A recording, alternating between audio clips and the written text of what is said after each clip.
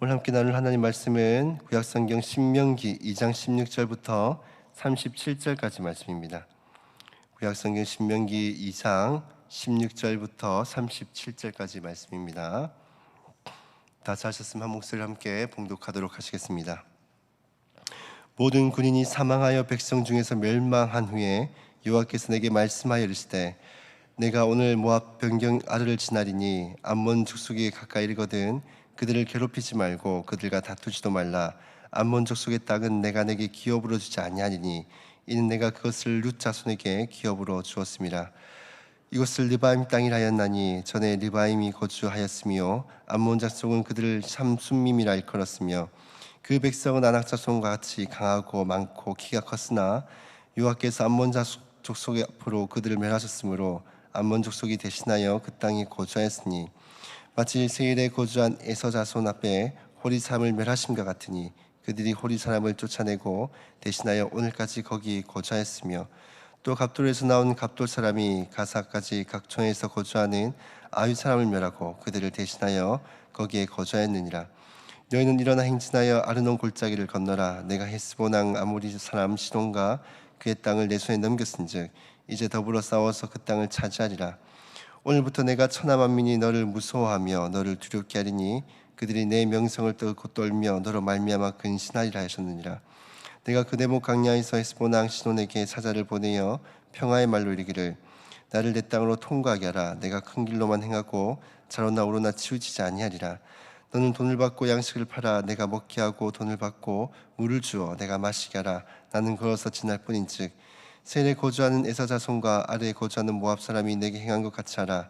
그리하면 내가 요단을 건너서 우리 하나님 여호와께서 우리에게 주신 땅에 이르리라 했으나 헤스본 왕 시온이 우리가 통과하기를 허락하지 아니하였으니 이는 내 하나님 여호와께서 그를 내 손에 넘기시려고 그의 성품을 완강하게 하셨고 그의 마음을 완고하게 하셨습니다. 오늘날과 같으니라. 그때 여호와께서 내게 이르기를 내가 이제 시온과 그의 땅을 내게 넘기노니 너는 이제부터 그의 땅을 차지하여 기업으로 삼으라 하시더니 시온이 그의 모든 백성을 거느리고 나와서 우리를 대적하여 아하스에서 싸울 때에 우리 하나님 여호와께서 그를 우리에게 넘기심에 우리가 그의 아들들과 그의 모든 백성을 쳤고 그때에 우리가 그의 모든 성읍을 정령하고 그의 각 성읍을 그 남녀와 유아와 함께 하나도 남기지 아니하고 진멸하였고 다만 그 가축과 성읍에서 탈취한 것은 우리의 소유로 삼았으며 우리 하나님 여호와께서 그 모든 땅을 우리에게 넘겨주심으로 아흐논 골짜기 가장자리에 있는 알로엘 골짜기 가운데 있는 성읍으로부터 길라까지 우리가 모든 높은 성읍을 점령하지 못한 것이 하나도 없었으나 오직 암몬 족속의 땅 아폭 강가와 산지에 있는 성읍들과 우리 하나님 여호와께서 우리가 가기를 금하신 모든 곳은 내가 가까이 가지 못하였느니라. 아멘. 오늘 보면 16절 말씀을 보면 이렇게 말씀합니다. 모든 군인이 사망하여 백성 중에 멸망한 후에 하나님은 출애굽 1세대를 향해서 백성이라고 말씀하시지 않고 군인이다라고 말씀을 하십니다. 그런데 우리가 잘 알고 있듯이 이스라엘 백성들은 제대로 된 군사훈련을 받은 이 정규 군인이 아닙니다. 그럼에도 불구하고 하나님이 이들을 의도적으로 군인이다라고 말씀을 하십니다. 왜 그렇습니까? 이 가나안 땅을 정복하기 위해서는 필연적으로 싸워야 하기 때문입니다. 사실 우린 때로는 순한 양과 같은 모습을 갖추고 살아간다 하더라도 때로는 맹렬하게 싸워야 하는 군인이 되어져야 합니다. 하지만 그 싸움의 대상이 누구일까요? 사탄의 시험과 우리 안에 있는 제유로부터 끊임없이 맞서 싸워야 하는 것입니다. 출애굽 1세대는 사실 가나안 정복을 앞두고 하나님의 말씀 앞에 이 불순종함으로써 이들은 가나안 땅을 정복하지 못했습니다. 사실은 이들은 이 군인이라고 불릴 자격이 없죠. 하지만 그럼에도 불구하고 이들을 군인이라고 부르신 데는 아무리 군인이라고 해도 때로는 싸우다 보면 어떻습니까? 매번 승리하는 것이 아니라 때로는 실패하고 넘어질 때도 있습니다. 군인이라 해도 마찬가지죠. 비록 실패했어도 군인은 군인이다라는 것입니다. 우린 때로는 이 사탄의 시험과 제유로부터 넘어지고 또 실패하고 할 때가 있습니다. 하지만 그렇다 해도 우린 패배자로서 살아가는 것이 아니라 군인으로서 다시금 무장해서 다시금 싸워서 이길 준비를 해야 하는 것입니다. 뿐만 아니라 이들을 군인이라고 부르신 데는 이 출애굽 2세대 즉 강야 세대를 염두에 두고 하신 말씀입니다. 비록 그들의 부모의 세대는 군인들은 다 죽었지만은 이 강야 세대가 이제 군인이라는 것입니다. 그들의 그 정체성을 확실하게 다시금 재정립하고 확고하게 하시는 것입니다.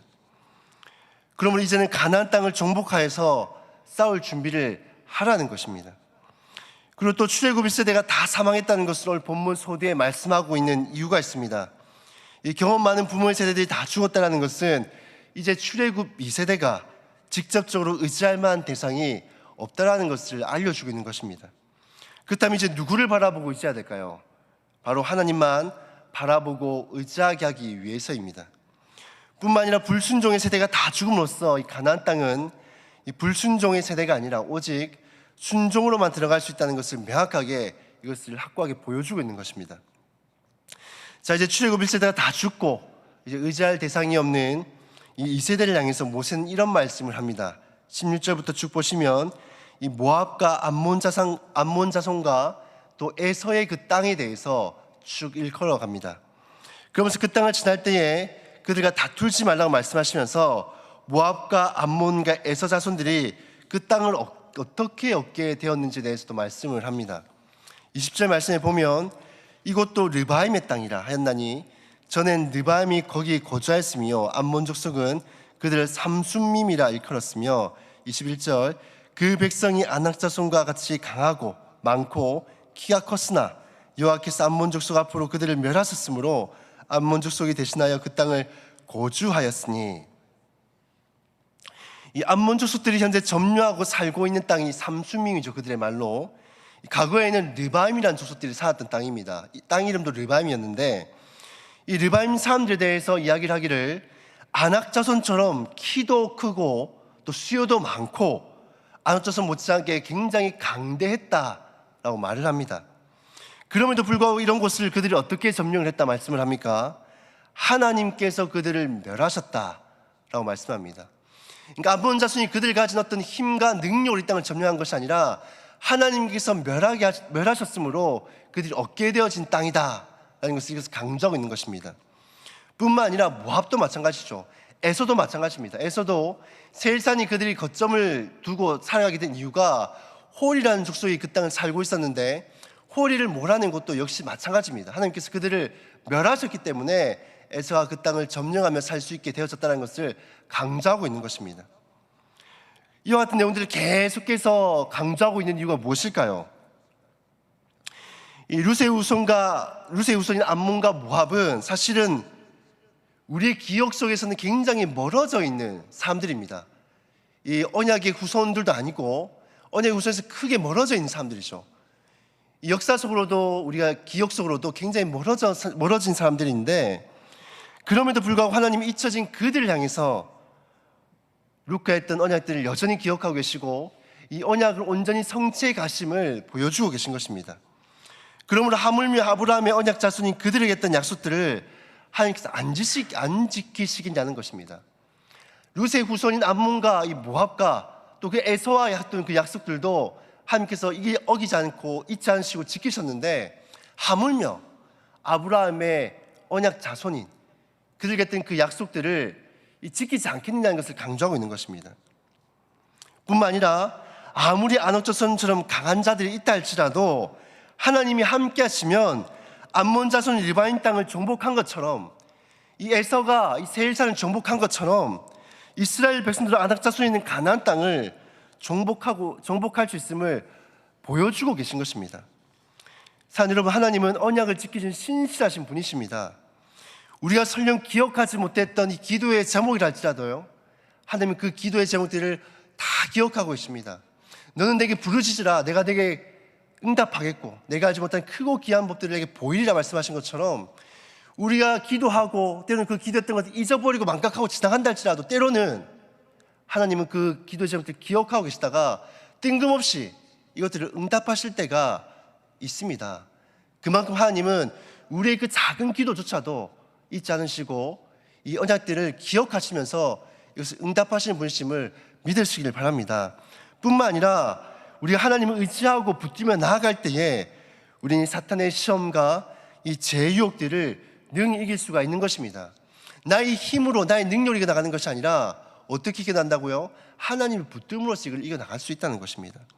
뿐만 아니라 우리를 두렵게 하고 괴롭게 하는 모든 현실의 문제들과 또 어려운 상황들과 이 모든 상황 가운데서도 하나님을 붙들고 나갈 때 우리는 그 모든 상황들을 능히 이기게 될 줄로 믿습니다. 이제 하나님은 강야 세대를 향해서 가나안 땅 정복을 명령하십니다. 이제 암몬과 이 모압과 또 에서들이 어떻게 그 땅을 점령했는지에서 말씀을 하시면서 이제는 너희가 이제 그 땅을 점령해 나가라 하는 것을 명령하십니다. 그러면서 가장 먼저 누구를 정복하게 하십니까? 아모리 왕 헤스본 시온을 정복하게 하십니다. 이 아모리 땅은 누가 정령을 하려고 했다 실패했던 땅입니까? 출애굽 1세대, 그들의 부모의 세대가 하나님이 강야로 돌아가라, 너희가 그 믿음이 온전치 않으므로 다시 가나안 땅을 들어갔다가 크게 실패할까봐, 대패할까봐 걱정된다라고 말씀했는데 불구하고 강야로 가지 않고 어디로 갑니까? 자, 아모리 족속을 치러 들어갔다가 크게 대패하고 그리고 강야로 다시금 들어가게 되어집니다. 이제는 그들의 부모가 실패했던 그 땅을 향해서 이제 누구에게 명령하십니까? 이제는 출애굽 2세대인 그들을 향해서 이 땅을 정복하라 라고 말씀을 하시는 것입니다.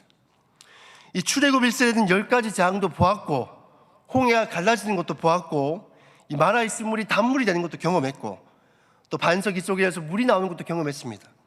또 만나와 메추라기를 통해서 하나님께서 끊임없이 그들을 먹이시고 입히시는 것들을 체험했습니다. 그럼에도 불구하고 이 아모리 족속을 점령하는 데는 크게 실패를 했습니다.